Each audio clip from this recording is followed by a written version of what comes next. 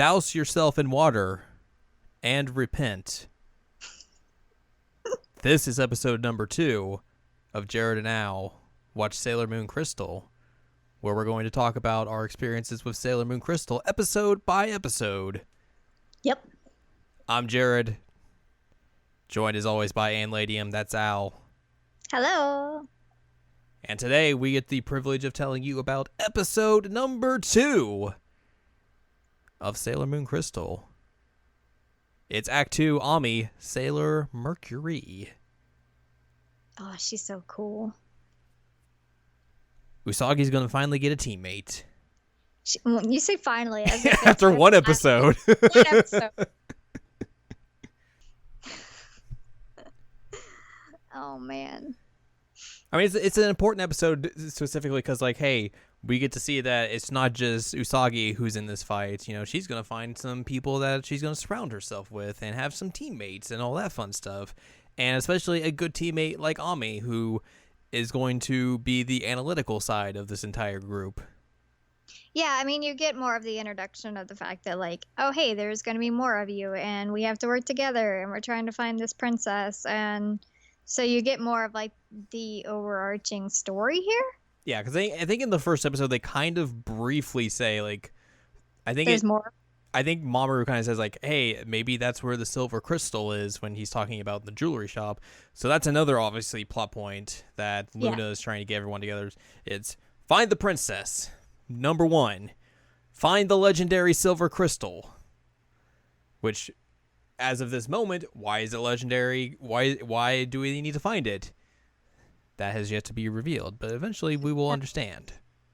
And then third is there are other guardians. You need to find them. We need to find them. We need to find all of them. And so Luna is kind of she's kind of our insider at this point. She's the one that explains everything. She's the one who has more like intel. Correct. Because she obviously awoke before Usagi did, and then the other guardians, barring Sailor V and Artemis, who awoke a year prior, but obviously they don't know about that at all. They'll learn about that a little bit later. All that's in codename Sailor V, so that's kind of why I'm bringing that up now. But for now, Luna has just awoken, so she doesn't remember everything that's transpired. She doesn't remember who the princess is. She doesn't remember who the rest of the guardians are. So she has to kind of go along with Usagi and, like, have intuition about certain people that Usagi just happens to run into. And that's kind of how they find each new teammate. And the basis of that is kind of brought up in this episode, when we meet Ami, who is the genius girl of Juban Middle School, where she's getting all the top marks on all the tests and everything. But, oh, man, she's real mysterious, and she keeps to herself. I think she just hates people. She doesn't have any friends or anything like that. And she wears a darker color uniform than everyone else for some weird reason. She has glasses. She has glasses. Also, her uniform shirt is actually like a baggier sweater than the rest of the uniform shirts. So and in like the manga as well, like it's just black, so it makes her seem like a lot more sinister at first when you first see her. But then like a page later, it's just like, oh, it's Ami, she's fine, she's cool. Yeah, I mean, obviously, I like Ami for reasons, but it was pretty cool. I was stoked to meet this character because I've been told a few times that if I were to be a Sailor Moon character, I would be her. Mm-hmm. I'm like, yeah, I get that. I get that a lot now that I've seen this episode. Yeah. So basically, the premise of this episode is kind of like the first episode. We're establishing a new character, getting across the plot points for them, and then we get to see them transform and do a cool move and all that jazz. And hey, teammates and everything. I think kind of it's a good introduction to Ami because like we get to see like, oh, she's smart, she's very caring, and a lot of people kind of misconstrue that as like, oh, she's just cold-hearted and she only focuses on one thing. It's just like, no, they just don't know her. And obviously another aspect of her character is that she can have a very dry and sarcastic sense of humor, but obviously we're not going to get that until much later on in the series. She's very good at like at coming with just like real goofy study jokes for the group, and everyone's just like, oh no. She's also really good at video games. Yep. I don't think they came across as well in this episode of Crystal, but like in the manga, there's a couple of frames where she's watching Usagi at the arcade playing the Sailor V game, and like you just see like numbers in like the sides of the frame where like it's just focusing on her eyes. So it's like she's just like kind of downloading and analyzing the information that she's seeing, and then like Usagi's like, "Oh, I lost, darn it. Here, Ami, you should try." And Ami's like, "I don't know, I don't play video games." So then like she plays it and then just completely crushes it and destroys it and beats the game.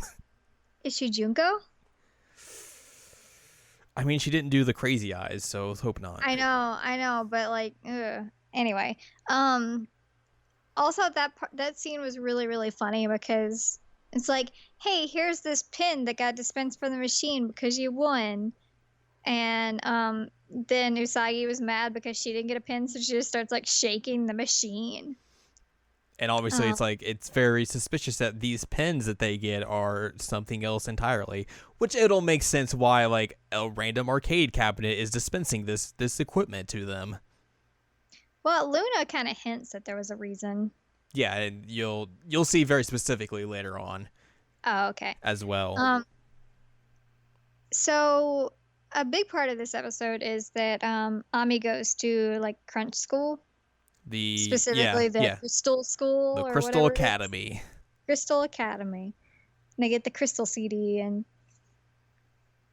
silly.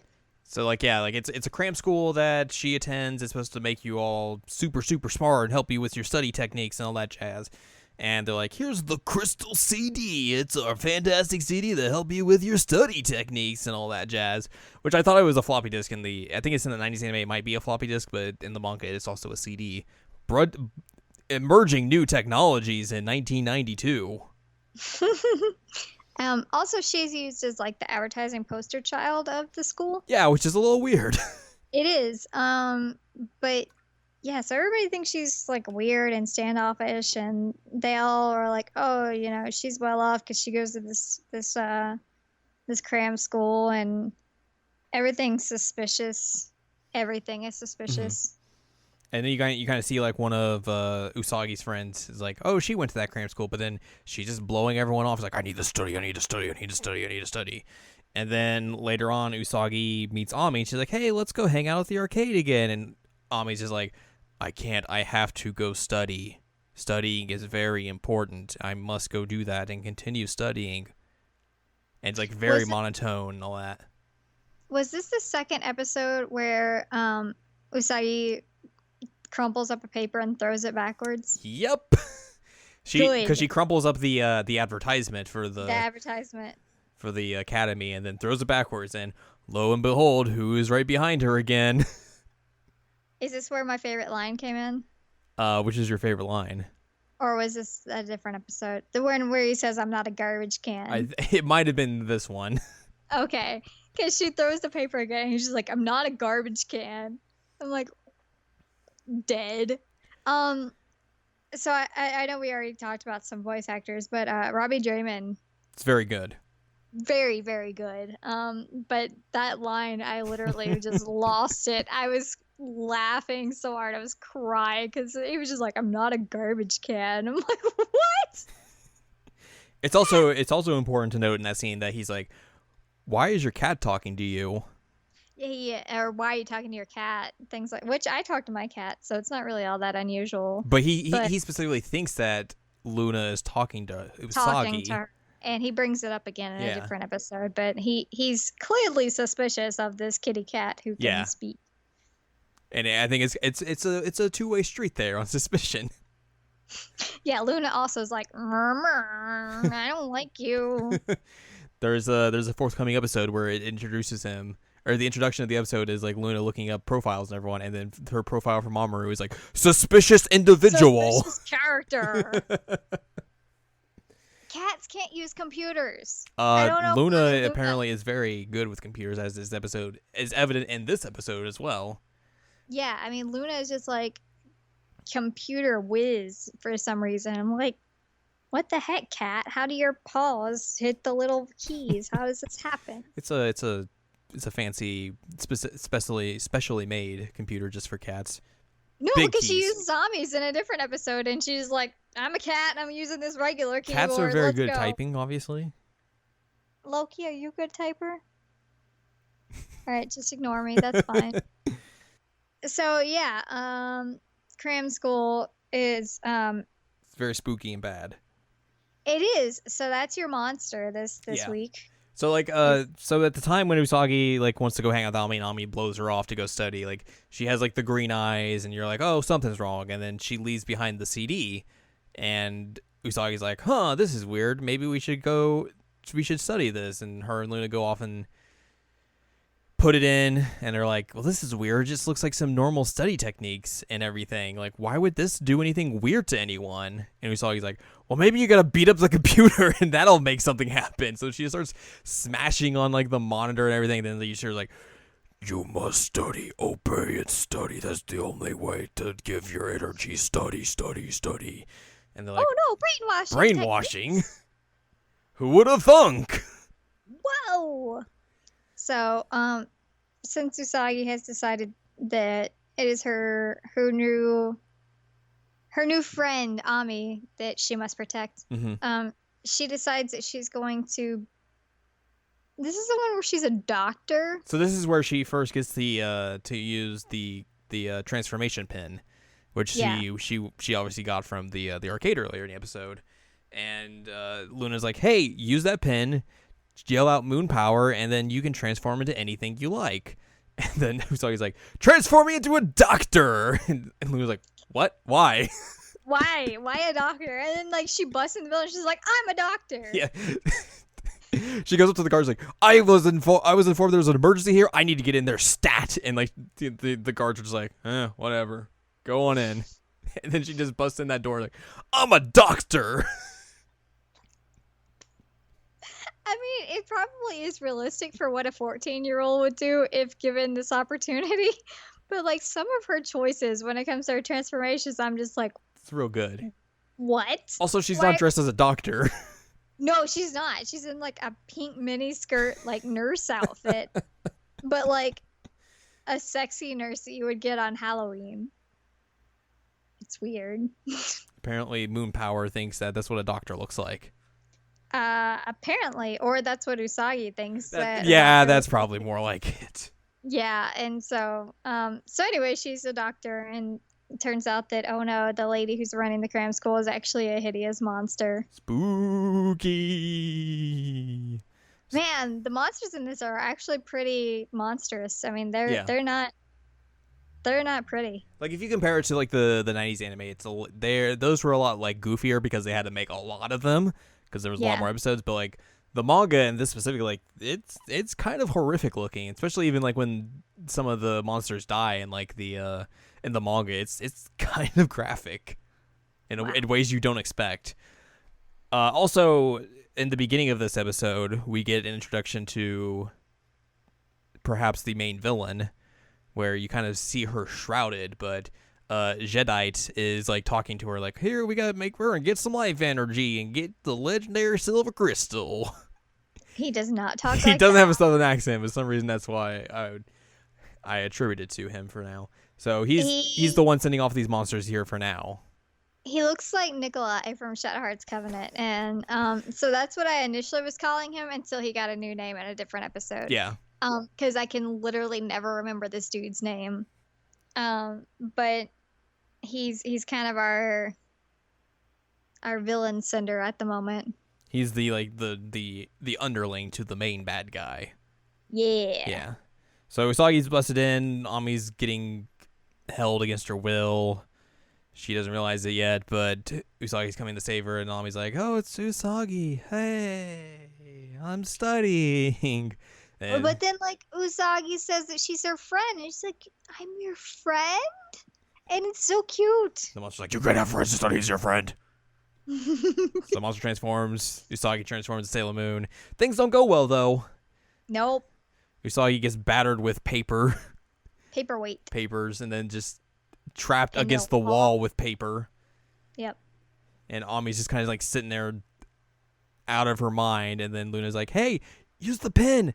You can use that to transform. Well, and the crying didn't work. Yeah. The monster's like, haha, that's not going to work against me. Sucker. Here's some paper. She's like, well, crap, I'm out of ideas. Crying's all I got. So then Ami gets her ability, and she gets the cool Mercury symbol on her forehead. Mm-hmm. And that's And how then you know she's one of the chosen ones. Transformation scene. Get that cool watery transformation scene. Dude, it was so rad. It was so rad. Like all the water droplets coming up. I'm like, oh, she's boss. Also, like her yelling at people to repent was just like super cool. Like It's real dope. I'm kind of in love with her. So we get to see her cool ability for now, at least, is a mist spray, and it kind of like fogged up the entire area that allowed Sailor Moon to get free. Tuxedo Mask was there as well. Somehow He's just there. He kind of showed up. He grabbed Usagi and was like, "Hey, what's up?" Later, and then Left. I don't. Did Sailor Moon use her patented Sailor Moon kick in this episode, or is that just a manga thing?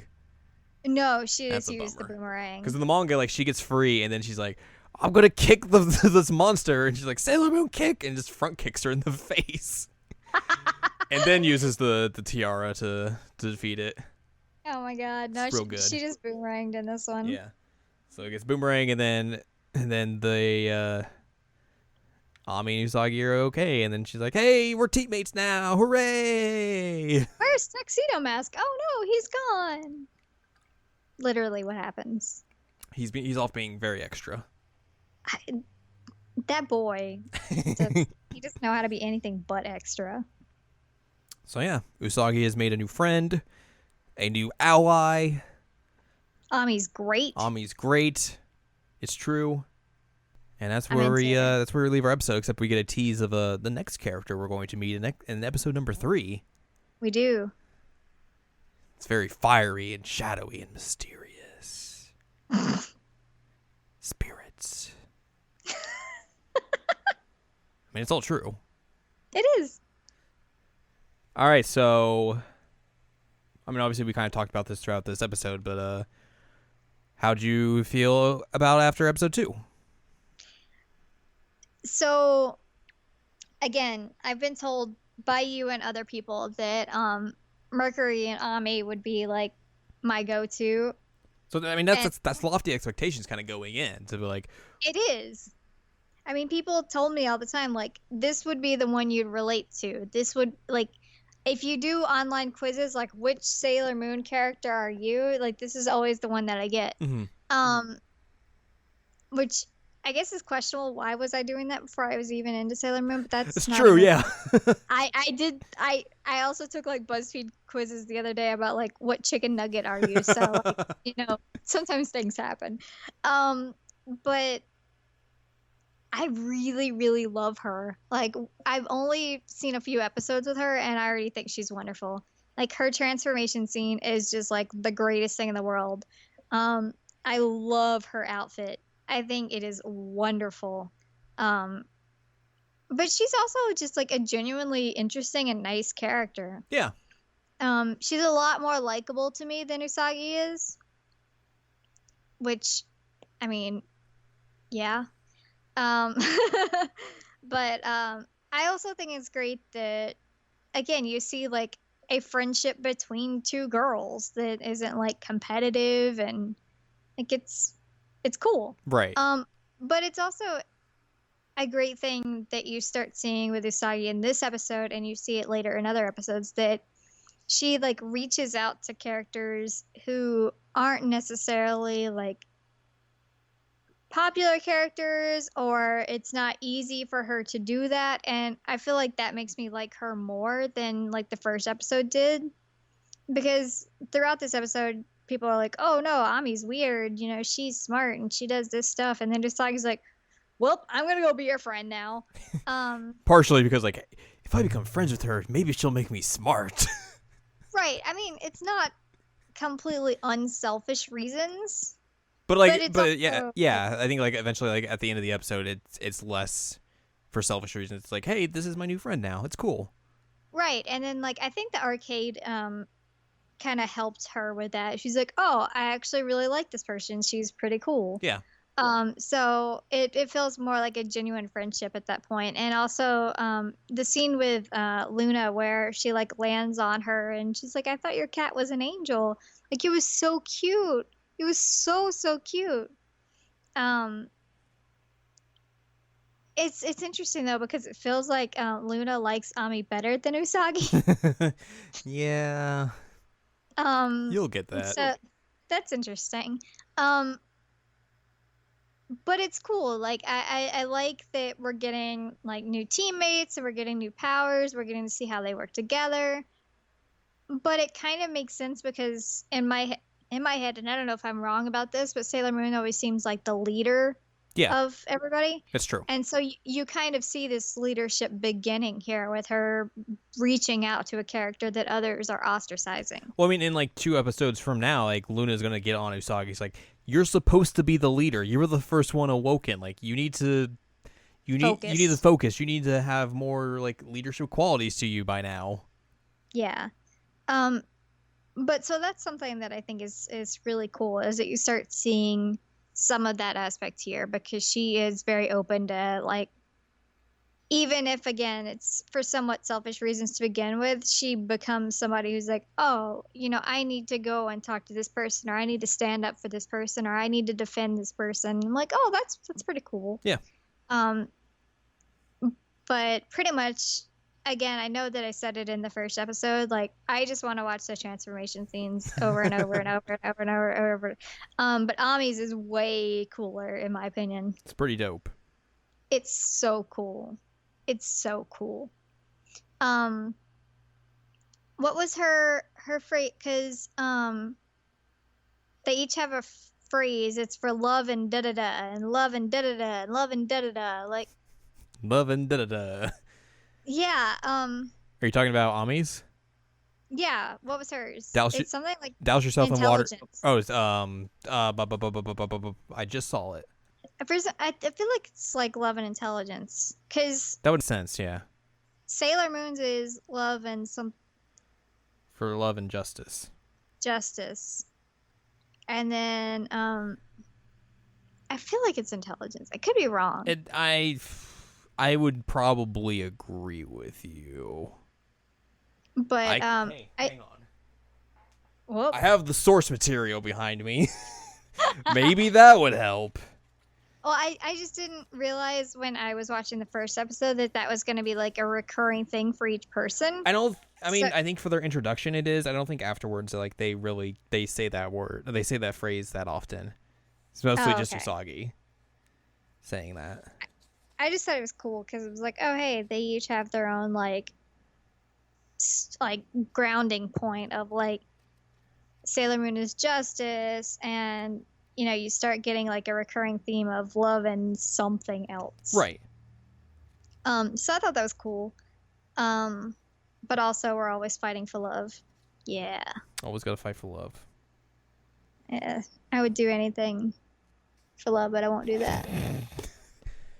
That's gonna end this episode. I ruined it. That's the end, guys. It's the only way you could end that in this type of episode. All right. Wrap it up, bub. All right.